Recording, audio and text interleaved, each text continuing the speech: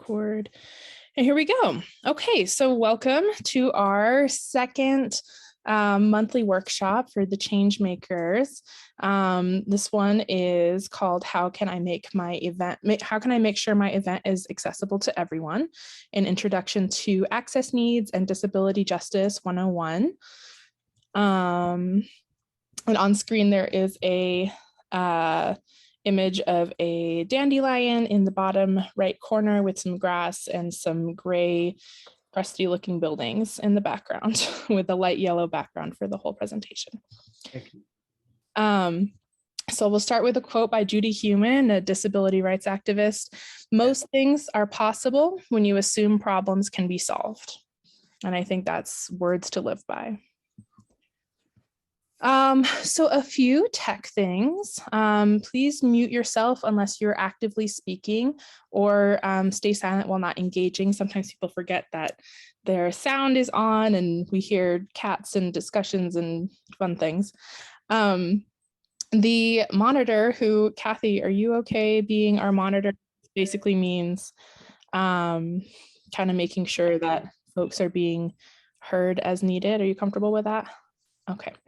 So Kathy will be our monitor and we'll be checking the chat box and looking for any raised hands.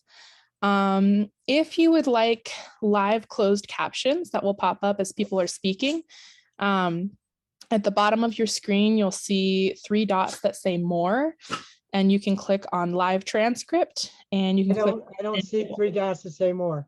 It may just say live transcript at the bottom. Yes. Do you see that? Okay, if you click on that, and then you click and got it. Thank you.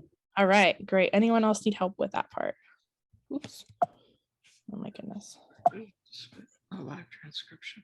Wow, I would really love for my Yeah, this to work well. Okay, here we go. Slideshow. Okay. So we'll also be using the chat box during the meeting as one option for participating. So to use the chat box, again, you'll click on the 3 dots that say more, or it may just say chat at the bottom of your screen. And you can type where it says type message here. To close the chat box, you'll click on the down arrow at the top left of the box, then click close. And the other option for when we're using chat boxes is to raise your hand to speak out, which the Zoom monitor will be looking out for. There will also be a moment where we will be collectively contributing to a Google document. So it is difficult to edit Google documents on your phone. So if you're on your phone or have any issues accessing that, you can pick a note taker in your group to write down what we're doing. It'll be a collaborative process in any case. Any questions on tech before we move on? All right, so next up, if I can get this to work. So we strive to be an actively accessible space, not just today, but every day. Zoom can be hard to engage with for long periods of time for some folks. So I am going to attempt to make this as engaging as possible, mix things up, have a lot of options for speaking back and all these things. But if you need to turn off your camera or leave and come back or lie down, whatever you need to do, please be welcome to do so. If at any point your access needs are not being met or you need something in order to feel more comfortable, please feel welcome to do whatever you need to do, including standing up, stretching, leaving, using the bathroom, etc. And again, if you need anything from me, please let me know. You can type it in the chat or reach out directly to the chat monitor. Kathy, would you mind changing your name to chat monitor in front of your name? I can't see anybody else. Thanks. Okay, so on to introductions. Today, if you can share your name, your pronouns, what you're wearing and what you look like and what's in your background. Access needs. So access needs are what you need in order to be as comfortable as possible in the space. The idea being that everyone has access needs. So if yours are met, rather than saying I don't have any access needs, you would say my needs are met. And then the last thing is, what is one thing that immediately makes you feel more welcome in a space? Repeat that. What is one thing that immediately makes you feel welcome in a space? And just if you can keep those anecdotes very short, under a minute, that would be great. And then when you're done sharing, if you can just pick the next person to go until we have the whole group, that would be great. So my name is Anna. My pronouns are she, her.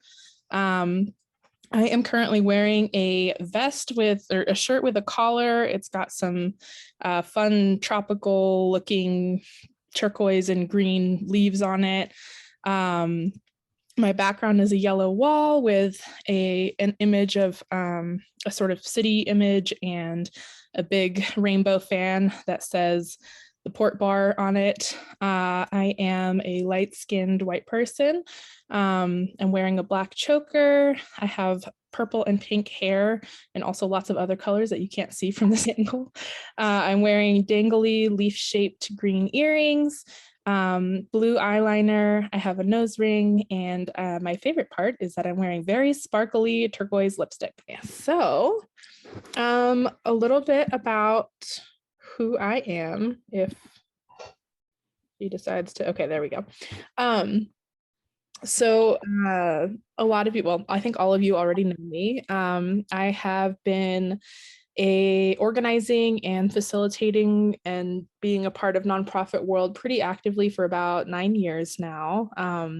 I have spent some time in spaces where I've gotten to study social justice and how change works. I've been really privileged to be able to be a part of many spaces actually that actively center disability justice.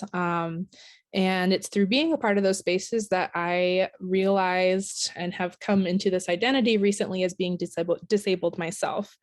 So I have, they're called invisible disabilities, which I feel like is an ableist way of talking about them. But we'll say disabilities that may not immediately be obvious to folks upon meeting me. I think the main one is ADHD right now, realizing that I have that. So that also went into my planning process for this, with some ADHD moments. So I appreciate everyone being such a welcoming community, because I know that we will be going that together. I grew up in Prescott, Arizona, and lived in Connecticut and went to Wesleyan University and was a sociology and Latin American studies major, and then lived in the Bay Area for 3 years. And now I am back in my hometown putting down roots, and it feels good to be here with you all.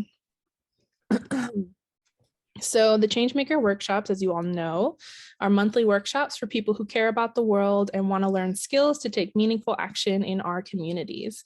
The goal of these workshops is to help you develop the skills you need to build and engage with radical, resilient, connected communities, and to take action on the issues that are important to us.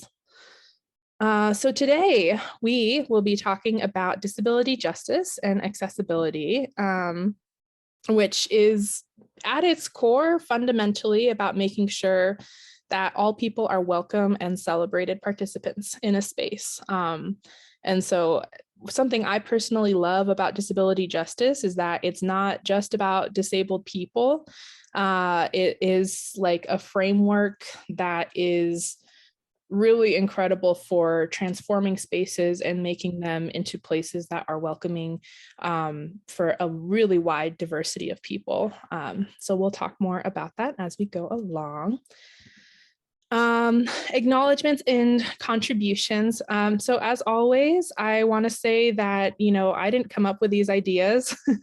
I've had some really amazing teachers, really amazing friends along the way, who have shared this wisdom with me, and it's transformed my life. I hope that some of this information will be new for some folks, maybe transformative for some people. That is my hope. And with that in mind, I think that it's really, really important for us to put our money where our mouths are. If you are in a place where you are able to donate money, if all of your basic needs are met and you have an economic surplus beyond that, I would invite you to donate to these groups. The Disability Justice Culture Club is a group in the Bay Area started by Stacy Park Milburn. And they are a really amazing group. They do a lot of activism and organizing around disability justice. India Harville was another teacher of mine. She has an organization called Embraced Body, which is a disability dancing company based in disability justice. And Leslie EXP, someone that I will also be talking about today. They have a Patreon and also a place for a one-time donation. So I know these are a lot of links. I will also share them in an email after this event.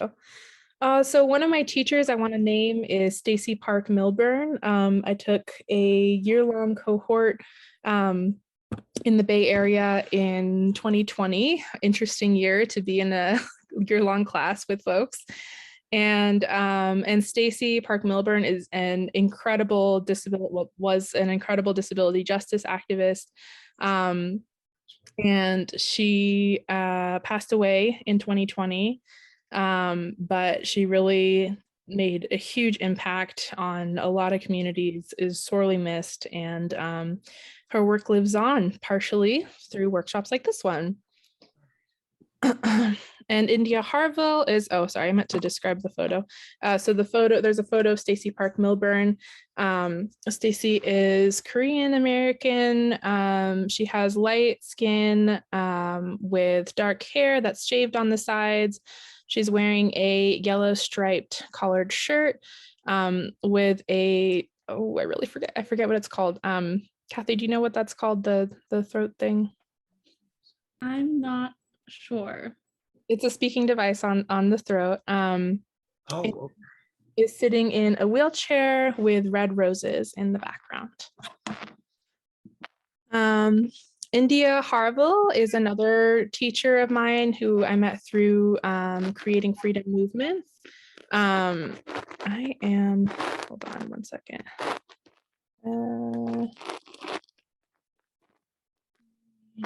Okay, I'm not sure. I'm having trouble seeing my full screen, so I don't know what I wrote for the first part.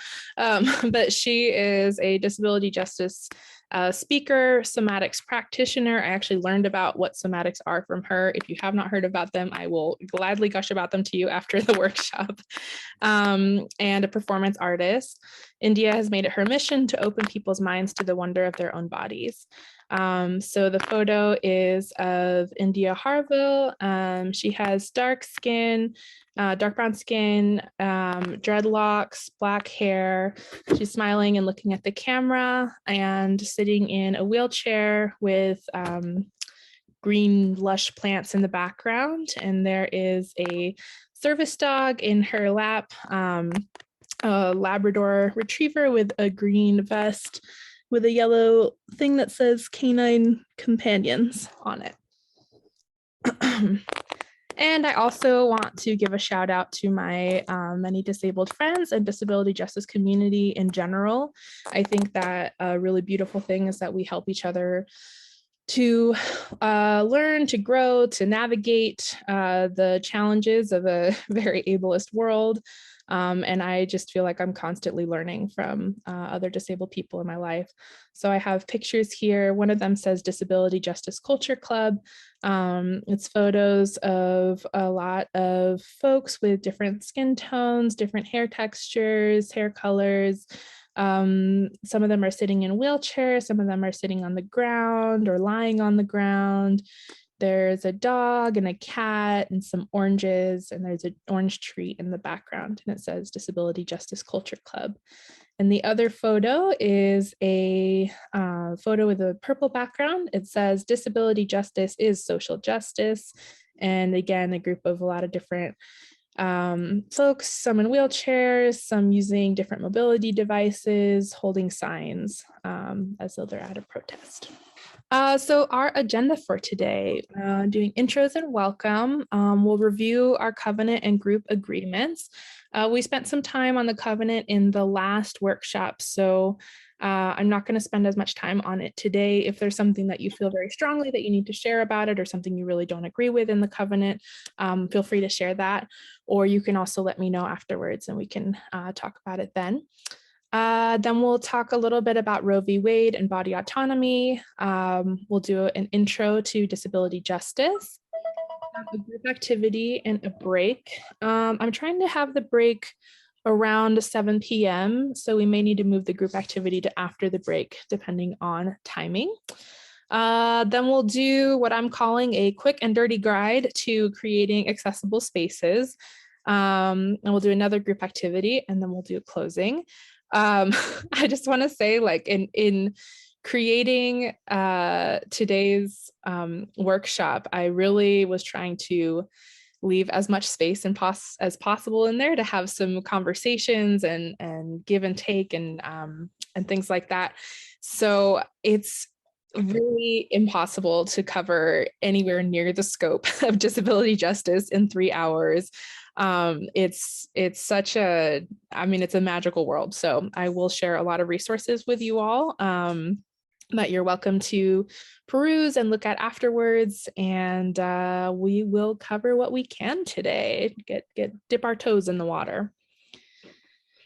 So our covenant and group agreements, would anyone like to read this for us? I can read it. Thank you. Just go through the whole thing. Yes. Great. Covenant and group agreements. We are a welcoming space for people who are femme, Black, Indigenous, people of color, trans people, non-binary people, and people of all body shapes, sizes, beliefs, and abilities. We strive to center the experiences, voices, and wisdom of the people who have experienced the most marginalization in our communities wherever possible, and especially when speaking about the issues that affect folks directly.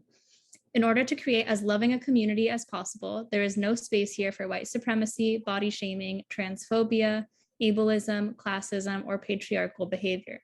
In situations where the comfort of one party would come at the expense of the safety of another party, we will always prioritize safety over comfort. No one is perfect, and we understand that we are each on our own journeys to become our better selves, and that mistakes will happen. When they do, we are building a community where we each strive to approach the situation with openness to difficult conversations rather than defensiveness, with a desire to grow, with time to reflect and learn, and with a focus on healing, love, and trust building. We believe that together we can build a compassionate community of trust and care for one another. By being a part of this community, we make a commitment to show up as our best selves and to strive for open and caring communication, growth, healing, and love in all things. Amen, sister. We can't hear her. You're muted.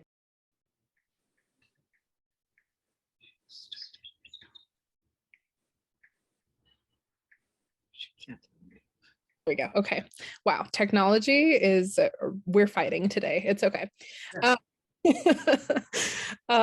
You know, for those of you who've been doing a lot of Zoom during pandemic, it's you know, there's good days and bad days. Okay, so does anyone have any burning responses or things they wanted to share before we move on?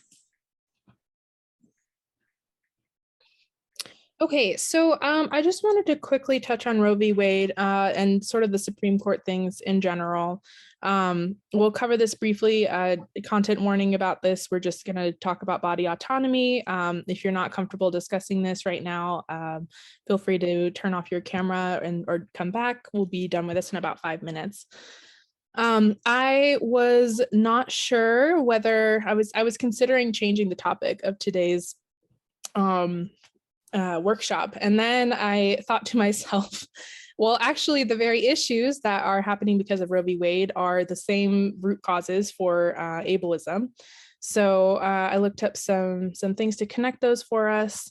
I found this quote from sinsinvalid.org, really great organization if you want to check them out after the workshop. There's a quote from their website that says, ableism's isolating impact means disabled people are already less likely to find safe options to terminate pregnancies.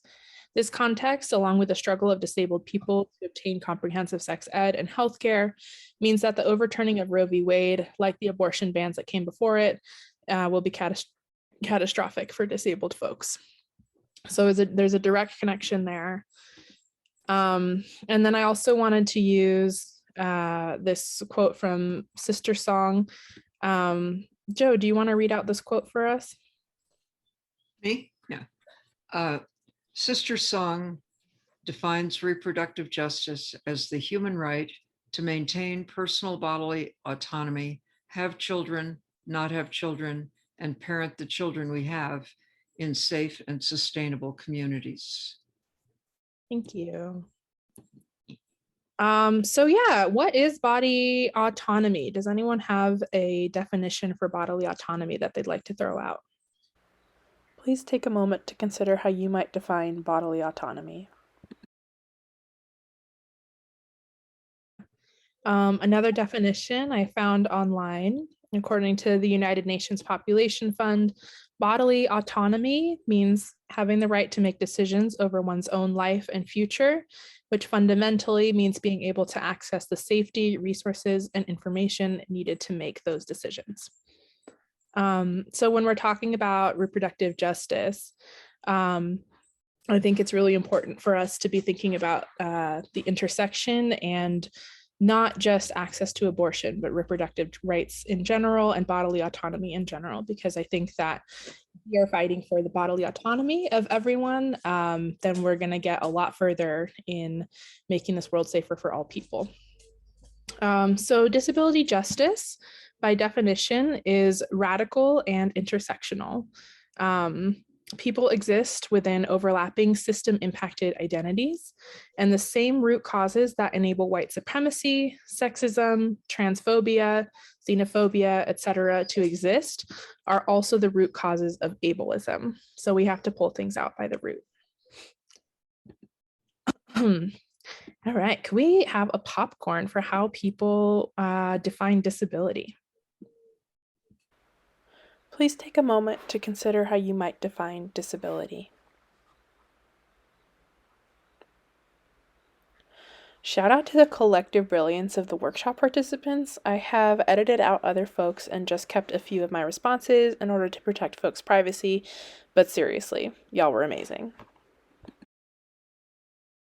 Yeah, I really liked, I think something that was kind of a theme in what most folks were saying was this sort of questioning about using disability as a noun, and disability as in, like, you know, it's a thing that you are. And disabilities that I've been a part of, oftentimes people consider it more of a verb. So someone has been disabled by society, in the sense that there's nothing wrong with you, you know, there's nothing broken about you, there's nothing lacking about you. It's that society has not made space for your body, your mind, your emotional being to exist safely and with abundance in the society. Yeah, so something I wanted to offer to sort of add to this conversation around disability, if I can get my screen share to work again, share screen, there we go. All right, is the idea of impairment versus disability. Yeah, so impairment versus disability is an offering from one of the classes that I took. Let me see if I can find the definition that folks shared. But basically the idea that impairment, all right, I'm not going to be able to find the definition right now. But impairment being the idea that there is, you know, like you use a wheelchair, or you need subtitles in order to understand, you know, what's happening in a movie or in a conversation or over Zoom, versus disability being something that is within the context of a capitalist society. And so, and understanding that those things are separate. And I'm about to show a video that kind of goes a little bit deeper into this concept of disability within the context of capitalism. But I was curious if folks had any thoughts on impairment versus disability before we move on to that.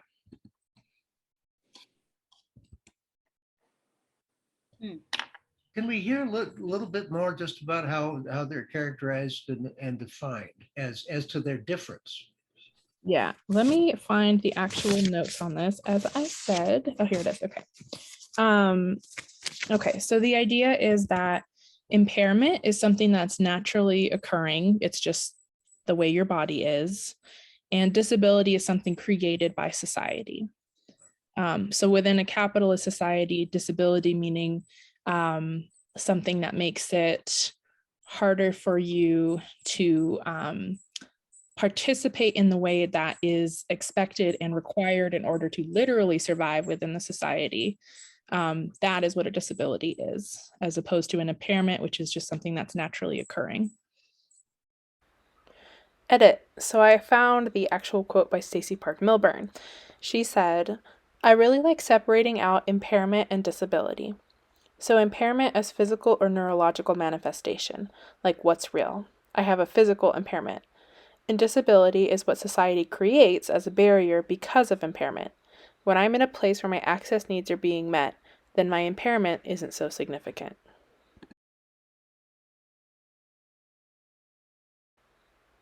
Again, I've edited out participant thoughts and just kept a few of my responses, but wow, y'all had such powerful things to say.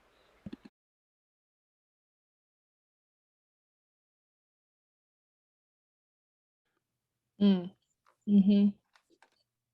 Yeah. Yeah, I think for myself, like kind of similar to that, with ADHD, I think by itself, the way that my brain works, the way that I take in information and communicate and things like that, by itself, I wouldn't consider that an impairment. However, within the context of working and within the context of the expectation of having regular working hours and being consistent at responding to my email. My apologies to anyone who's ever waited 3 weeks for me to respond to them in this room. That kind of thing within a capitalist context then does become a disability. So yeah, I absolutely hear that. Any other thoughts before we move on? I think a lot about how we hierarchize a lot of things. Like we make things better or worse. We're sort of constantly taught to make those sort of judgments around things, and especially around bodies. I think that we do that in a lot of different ways around bodies. And so I feel as though I'm always sort of living in this duality where in the present we have these realities around disability and the way that we think about impairment that are real, and in some imagined future, can we just consider that the diversity of our bodies? I was having a conversation with Kathy earlier today about using the term neurodivergent versus neurodiverse. Neurodiversity. So neurodivergent meaning, folks with ADHD, autism, other forms of similar things to that. And, the question is divergent from what, right? And it's this sort of assumed norm. And yet it's also a really useful term to be able for me to find my community, right? And to be able to talk about these issues and to point them out within our current society in order to work towards a future society where we really just think of it as neurodiversity, and how can we live in that sort of like paradox, right? Of this being the world that we're in and using these tools in this existing world that loves to categorize and hierarchize and all these other things, and also moving towards this more, I don't know, I hesitate to use the word utopia, right? But this more loving, more caring world.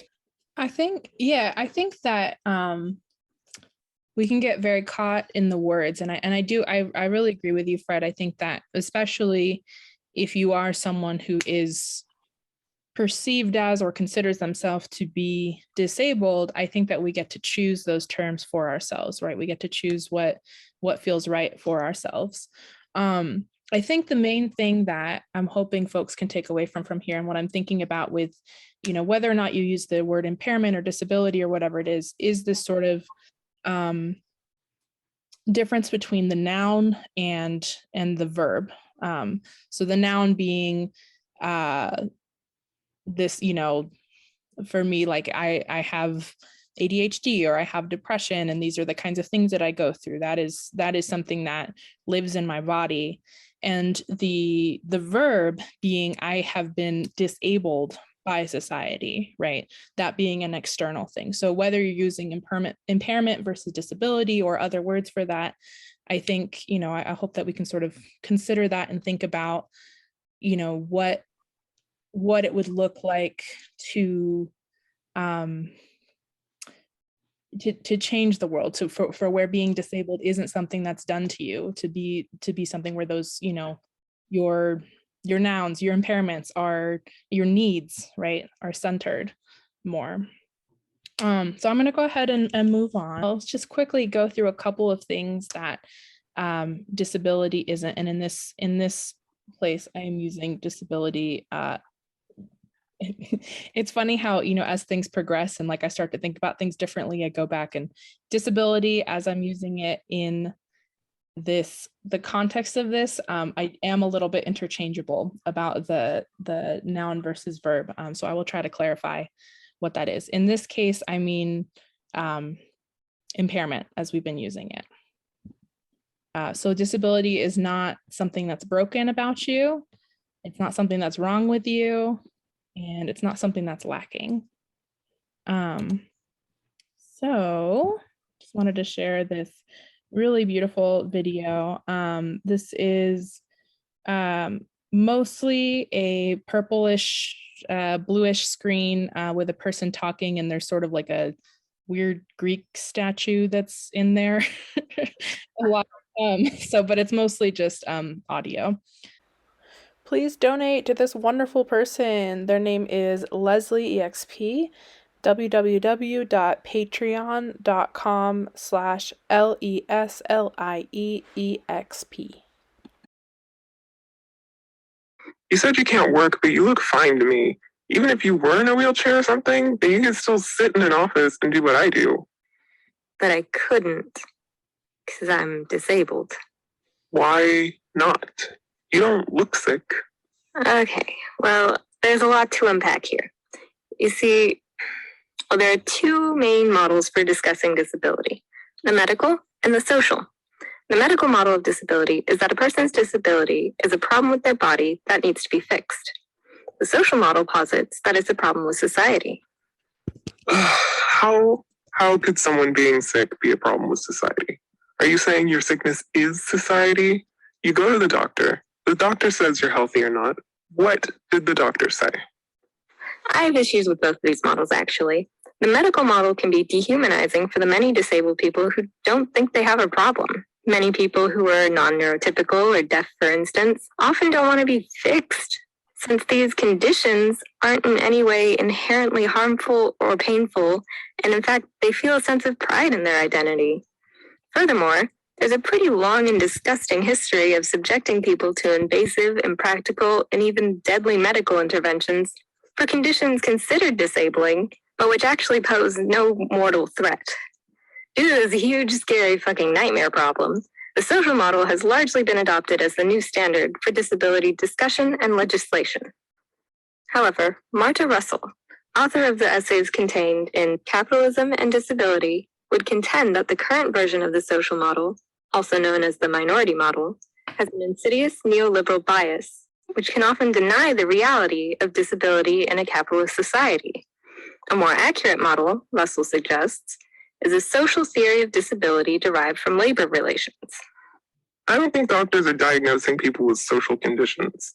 Deaf people can't hear. That's one less thing they can do. That is a disability. You still haven't told me why you can't work. Okay, fine. I don't think you're getting it. There is perhaps no better disability to illustrate a social theory of disability derived from labor relations than my own Kafkaesque nightmare condition. I also have several comorbid conditions, but those aren't really relevant to this discussion, and I don't want to encourage disability gatekeeping. So no, my main disabling condition is that I have over 25 hours in my day.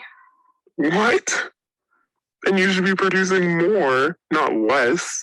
You're hyper able, a turbo normie, if you will. No. Let me explain. It's called non-24 sleep-wake disorder. Every day, my sleep time moves ahead 1 or 2, sometimes as much as 3 or 4 hours. I can't reliably predict these shifts, so today I might be going to sleep at 8 p.m., And by next week, I may be falling asleep anywhere from 11 p.m. to 11 a.m. Basically, it's impossible for me to keep any semblance of a schedule. Now, it would be ridiculous to expect society to accommodate these insane hours when an estimated 99.95% of people in the world operate on a 24-hour day. No one wants to hold a business conference at 11 p.m. one week and 5 a.m. the next, especially not for the sake of a single employee. So the minority model of disability doesn't work here. There are no reasonable accommodations if I wanted to work as a cashier or a waitress. Employers can't have an employee who just shows up whenever they want and can't fit in the schedule. And I've had no luck with the medical model because science still hasn't figured out a way for me to adapt to a 24-hour schedule.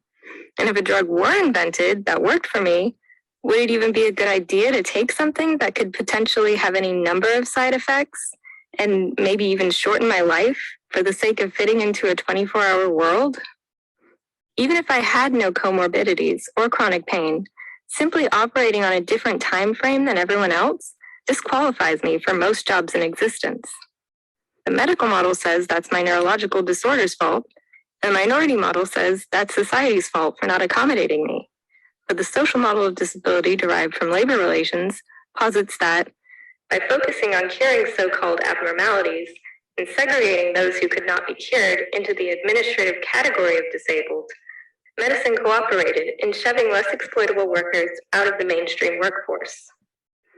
So the social model of disability I'm sorry. Hang on. Can we rebrand? Personally, I like the term less exploitable. Can we do that instead? So the less exploitable model posits that a difference in condition is not even medicalized as a disability until it interferes with one's ability to do labor. Basically, disabled really just means disabled to work full-time. Non-24 isn't inherently harmful to my health, but it is something that severely affects my ability to work. Because I can't work on anyone's schedule but my own, I am unemployable, less exploitable, and therefore disabled. So you can see how the minority model might be flawed, since no other minority group is defined by their inability to work, but instead by their systemic lack of access to opportunity, which only creates the perception of being less able to work. Obviously, an argument can be made that there would be fewer people even classified as disabled if simple, cost-effective accommodations were standard.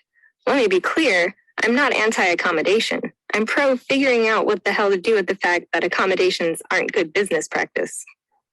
Unlike other underprivileged minority groups, disabled people not only need acceptance, education, and resources, but also accommodations. Accommodations which put the burden of cost on the employer and eat into profit margins. The reality is that we, the disabled, don't have separate but equal skills in a free market economy. If we did, this model asserts, then we wouldn't even be called disabled.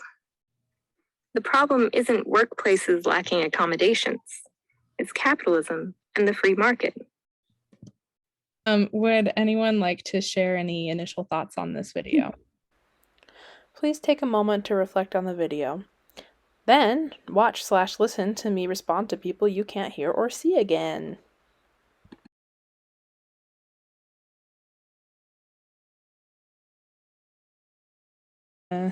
We are not on schedule, but that's okay. You know, emergent process. I'm gonna break us out for breaks after this.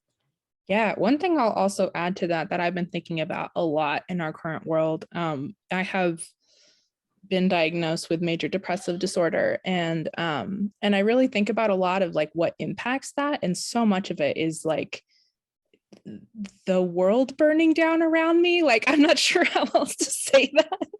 You know, I think that like as a like compassionate, empathetic person, I really feel a lot of that. And like I think that in this conversation, it's important to think about how disability gets very individualized, I think, within both the medical and the social models, right? And it is you know, we're here with each other, right? And I think that it's important to remember that. But I do want to respect that we need our Zoom break time. So going to give us a full 30 minutes. If you can come back at 7:38, that would be great. And I'm going to evaluate and see how we can best use the rest of our time. So thanks for being here. Break time! Woohoo! Welcome back. Okay, so I did some thinking, I did some flexibility movement, thinking about what to do next. And I think I planned for 2 workshops worth of things in one workshop. So I'm just gonna break it into 2. And next month we'll do the workshop on, or I might leapfrog and do it the month after. I need to sort of evaluate a little bit. But we'll do it on creating accessible spaces and disability in the workplace. So the next workshop is on August 4th, also a Thursday, 5:30 to 8:30. And I will send that all in the email as well, so you have that information. So what we'll do for the rest of our time is there's a few slides I kind of wanted to get through and share. Just as a content warning, upcoming, I'm going to talk about eugenics a little bit. So if that is something that is triggering to you, I will let you know right before we go into those slides so that you can pause and come back. And then we'll do a group activity around some of these concepts. We'll come back and discuss a little bit. We'll do a little bit of time for takeaways, and then we'll do closing. Does that sound okay to folks? Yes. All right, I've timed it out, so we will see how we do. Okay. All right, back to share screen. Also giving myself a little pat on the back for practicing disability justice in flexibility, not trying to crush everything into the next hour. So Yes. gonna give myself a little shout out for that. Yourself, yeah. Thank you. All right, so here's this, and we'll do slideshow. Sonia. Okay, so there's a quote on screen, Sonia Renee Taylor on default bodies, which is a little bit about what we were talking about before. I'll read 2 quotes by her. Sonia Renee Taylor is the author of The Body Is Not an Apology. Totally world-changing book if you ever pick it up. Also, it's just like has a beautiful cover, I think. So Body Is Not an Apology. I'll put that in the resources also. And the quote on default bodies is, the default body is a social construct, first and foremost. So the default body is the body that we see in the world as the most valuable, and that shifts and changes. And then her second quote, this is a white text on a Black background. Our beliefs about bodies disproportionately impact those whose race, gender, sexual orientation, ability, and age deviate from our default notions. The further from the default, the greater the impact. We are all affected, but not equally. So does anyone, there's more context for default bodies in the book that she talks about, but from the context, does anyone have any ideas about what she means by default bodies in here?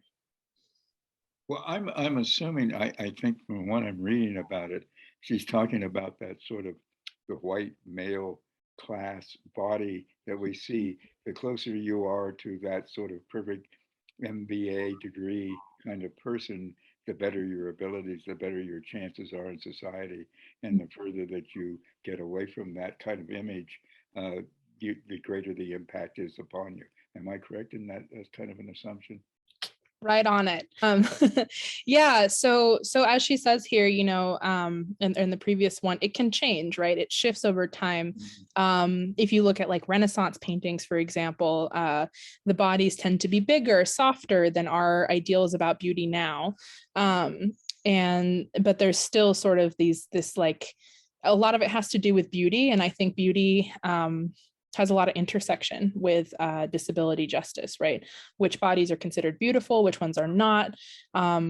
Uglification is very, whole nother workshop, but is very tied into that. What kinds of bodies are uglified or made to be other? So that is, that's what she's talking about here.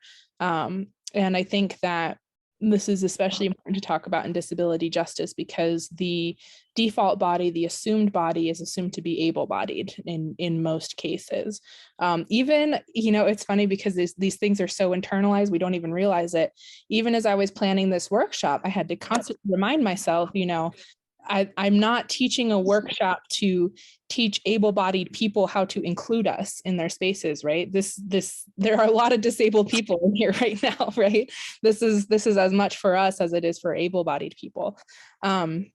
So changing those notions of the default body, and we'll get into that more next workshop when we talk about accessibility. Can I just say something? Yeah.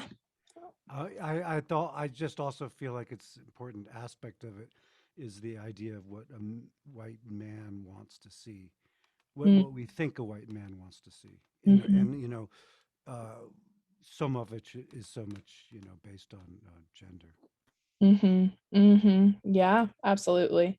I think the default body is also a default binary, right? The idea that there are two genders and you fit into one or the other.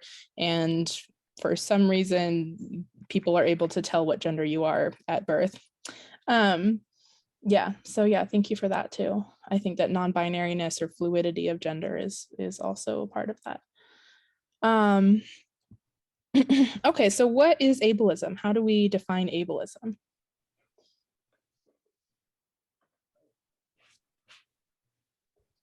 Make a guess that you're defined on up to a standard of 100% fully functional, and then you take away from that and you become less able.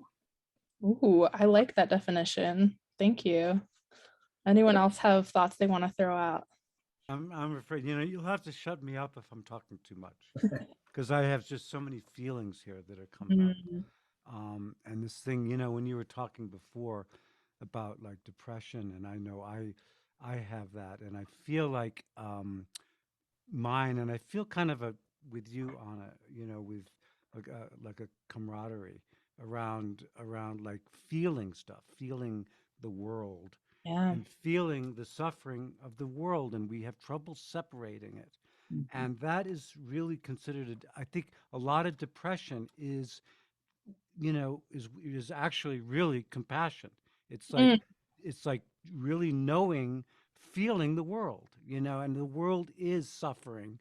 And at night we suffer. I know I suffer at night, that's like, and the world is 24 hours, so and what I say is like that doesn't fit ableism because it gets in the way of the capitalist functioning. Like, that depression does not work with the society that we think that we live in. So. Yes, I love that. Thank you. I think that's so true. I think that capitalism and the many other structures that support it in our world like requires us to quiet that part of ourselves, to stifle that part of ourselves that I think I believe that we all have that compassionate part inside of ourselves, and not just for humans, right? Just for the natural world as well. I agree with that. Thank you. I think that a lot of those isms tend to be very connected, right? Tend to be very interconnected and working together, right? Right. Follow the money is what I always say. Anyone else have thoughts on ableism? What does ableism mean to you?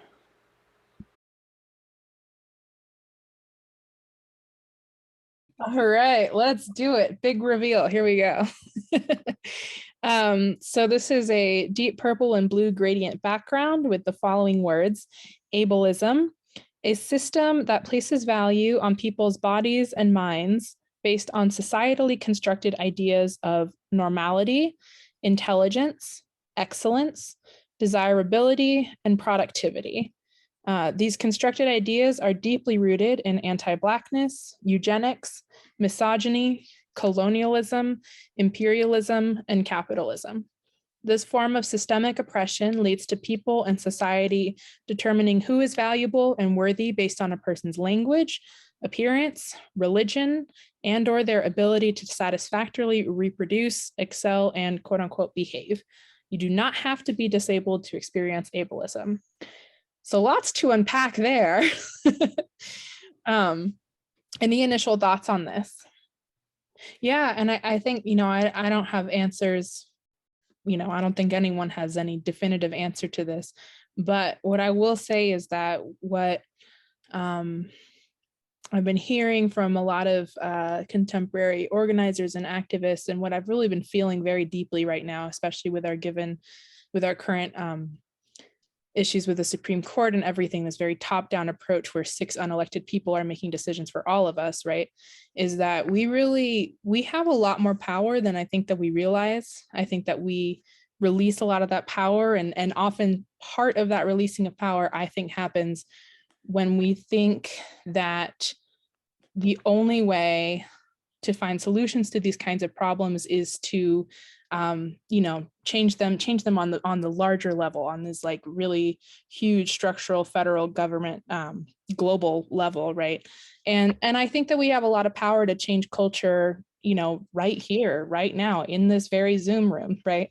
In terms of how we are treating the folks around us, how we're thinking about things like ableism and disability, and how we're moving through the world. And I think that kind of lateral culture shift is slower. It's slower work, right? But it's really needed in order to kind of start from the bottom up, right? And change things that way. I really believe that very deeply. All right. Okay, so let's talk a little bit briefly about disability rights versus disability justice. Lena, how would you feel about reading this? Sure. Disability rights versus disability justice, from Sins Invalid. Disability rights is based in a single issue identity, focusing exclusively on disability at the expense of other intersections of race, gender, sexuality, age, immigration status, religion, etc. Its leadership has historically centered white experiences and doesn't address the ways white disabled people can still wield privilege. It centers people with mobility impairments, marginalizing other types of disability and/or impairment. At its core, the disability rights framework centers people who can achieve status, power, and access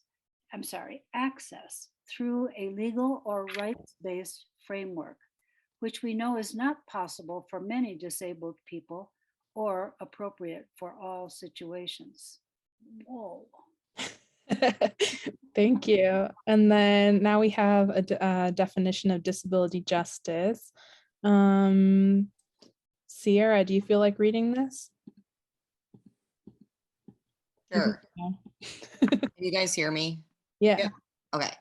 Disability. Wait. Which part am I reading? The bottom part? No, the whole part. It's a new screen. Oh, okay. Also from Sins Invalid. Disability justice activists, organizers, and cultural workers understand that able-bodied supremacy has been formed in relation to other systems of domination and exploitation. The histories of white supremacy and ableism are inextricably entwined, created in the context of colonial conquest and capitalist domination. One cannot look at the history of US slavery, the stealing of indigenous lands, and US imperialism without seeing the way that white supremacy uses ableism to create lesser or, quote, other group of people that is deemed less worthy, abled, smart, capable, etc.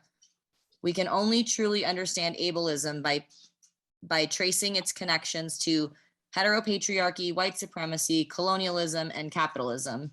The same oppressive systems that inflicted violence upon Black and Brown communities for over 500 years also inflicted over 500 years of violence on bodies and minds deemed outside the norm and therefore, quote, dangerous. A disability justice framework understands that all bodies are unique and essential. All bodies have strengths and needs that must be met. We are powerful, not despite the complexities of our bodies, but because of them. All bodies are confined by ability, race, gender, sexuality, class, nation, state, religion, and more, and we cannot separate them. Yeah, so that's a lot. So I think in the interest of time, I'm going to skip this part. This is a little bit of the history of eugenics and violence towards disabled people and policing. So I'm just going to skip through these slides and I'll probably cover them next time we talk about disability justice. And I feel like there's not a way to like briefly summarize eugenics, so I'm not even going to try right now, but we will cover that next time. So yeah, could we talk briefly about, you know, how do we define access needs? Okay. And spoiler, everyone has them. Please take a moment to consider how you would define access needs. Yeah. Yeah, that's the best I can do right now. I mean, that works for me. Whatever accommodations one might need to be as safe and comfortable an event and be able to participate. I think that pretty much sums it up. And what would we then define accessibility as? Anyone want to take a stab at it? Please take a moment to consider how you might define accessibility. I'm going to go ahead and steam on ahead. These are just a few thoughts I had on accessibility. The first one is just assuming that everyone has access needs, like we talked about at the beginning. If your needs are met, you say your needs are met rather than I don't have access needs, because many of us are living in a world where our bodies are the default in one way or another. And so we may not even realize our access needs are being met by those things. Anything that makes a space or community somewhere where people can participate to the fullest extent. And I think a really big part of accessibility is centering disabled people in that. I think often we think of accessibility as like including disabled people. And when we use the word including, there's sort of an assumed in-group that already is there, right? So I think that rather than thinking of it as an abled space that is making room for disabled people, really shifting our thinking to think about like, how can we make this a disability-centric space? How can we make our default body when we're thinking about creating these spaces a disabled body and go from there? And I think the beauty of that is that often you'll find that when you're creating spaces that are accessible for more types of bodies, it's actually beneficial to everyone. For example, having different types of sitting in a space. So rather than just having, you know, chairs in rows, having like a beanbag to sit on, or a place where you can kind of stand and walk around, or even a bed to lie down on. You know, if someone twists their ankle one day, that could be more comfortable for them. Or if they're tired and want to go sit in the beanbag instead, that could be more comfortable for them. So those are just my hot take on accessibility for the moment. And then this is one that I just wanted to spend a few minutes on, which is what are some of our strengths as disabled people? Again, I think that sort of the mainstream dialogue around disability is often what is lacking, what's a weakness, what is broken, you know, these sort of, or what's inspirational, right? Which is a whole other discussion. So I'm curious to hear from some of the disabled folks in the room, whether you identify as disabled or whether you've been perceived as disabled by society, or however you define that for yourself. What do you consider some of your strengths, or what do you consider some of the strengths of like cultures of disabled folks? Consider for a moment what strengths our disabilities and disability cultures offer us. One thing I wanted to add to this is that I think a lot of us are creative problem solvers. I think that living in an able-bodied centric world makes many of us have to find very creative workarounds so that this world fits our bodies and our, you know, minds and emotions and spirits and all that. So I think that's really great. Okay, it is 8:17. So rather than doing our full group project, I think what I'm going to do is I'm going to share the 3 questions with you all. And I am going to open this Google document. I'll send it in the chat. Actually, Kathy, if you have access to the link, if you don't mind sharing that in the chat. So there's 3 questions. The first one is, and you can pick whichever one is really speaking to you right now, and we'll take about 5 minutes to answer it. And I'll show you how to do that on the Google Doc. The first question is, what is required of our bodies in order for us to, quote, make ends meet, i.e. survive in a capitalist system? Thinking about the physical, emotional, mental, spiritual. The second question is, what would have to change in our society in order for our disabled bodies to be centralized and valued? And the third question is, how would these changes affect the everyday lives of disabled and non-disabled people overall? Take a few minutes to journal or meditate on each of these 3 questions. I have to say that first one, when you said moving more slowly, my whole body was like, yes, please. My digestion. I love that. Thank you so much for sharing. I'm going to give you all about 2 minutes to just kind of take a moment. If you can find a piece of paper or send yourself a text message, or just sort of ruminate on it, maybe speak it out to a partner. Just like kind of one takeaway from today that you're going to bring as we sort of exit out of the Zoom space and into the quote unquote real world, what you're going to take with you from this experience. What is one takeaway that you will bring with you beyond this workshop?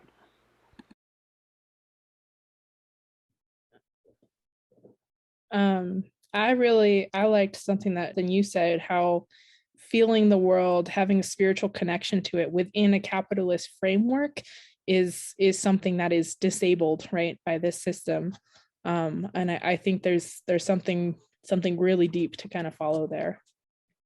Yeah. And at the same time, something I've been also thinking about lately a lot is that, you know, we really, as humans, we have a lot more in common than we don't, right?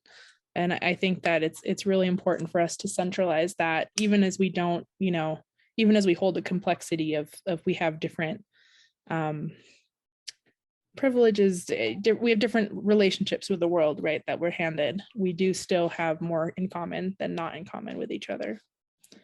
Okay, so gonna play the fun screen sharing game one more time. Can I have a volunteer to read the first part of our closing bit? Ooh, if I can find it. Love this life. Okay. Where did it go? My whole presentation. Okay, there she is. All right. Who would like to read the first part? Okay, there we go. This is an image of Stacey Park Milburn, 1987 to 2020. And the hashtag Stacey taught us. If you know how to search hashtags, there's some really beautiful disabled wisdom there.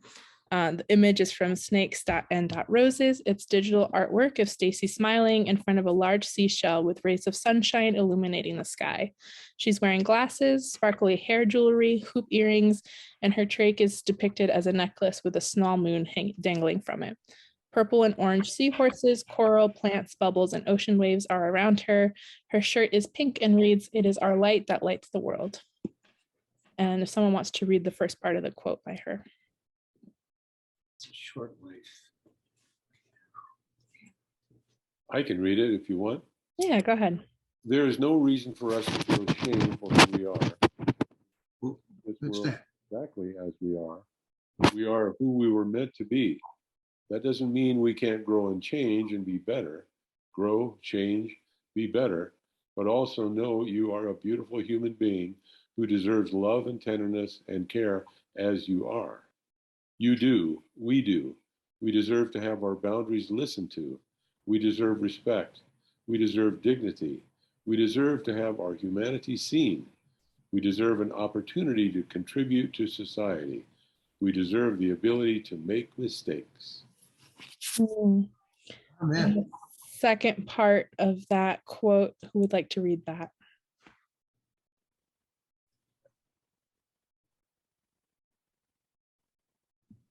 I can go for it.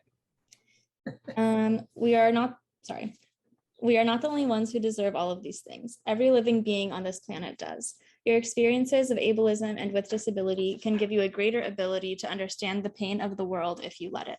As so many people have demonstrated, when you are a free person, you have an obligation to help other people get free. It's our responsibility to make this world more just and loving, to fight for people to have all the things they deserve as people have fought for us. We get much further in all our endeavors when we lift up our people as we work. This is very different than the message mainstream society tells us to focus on our own immediate needs. This is very different from the message we hear that disabled people have nothing to offer. Thank you. And that speech is from a speech that Stacy made for disabled students at the UC Santa Cruz Disability Resource Center graduation ceremony, June 13th, 2019. So as I mentioned before, Stacy was one of my teachers, and it's been a real honor and a privilege to be able to share some of her wisdom with you all. I'm tearing up a little bit about it.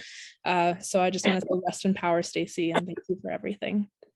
And thank you all too so much for being flexible and being open to meeting over Zoom instead of in person. I think that we're really stepping into our values by doing that, stepping into accessibility by doing that. You know, with COVID's going to be a part of our life for a while. So I think that our flexibility and ability to show up for each other from a place of love is really important. So thank you all so much for coming tonight. Thank you for staying 10 minutes late. I know Zoom fatigue is real, so I'm gonna let you go. Thank you so much. Have a beautiful day.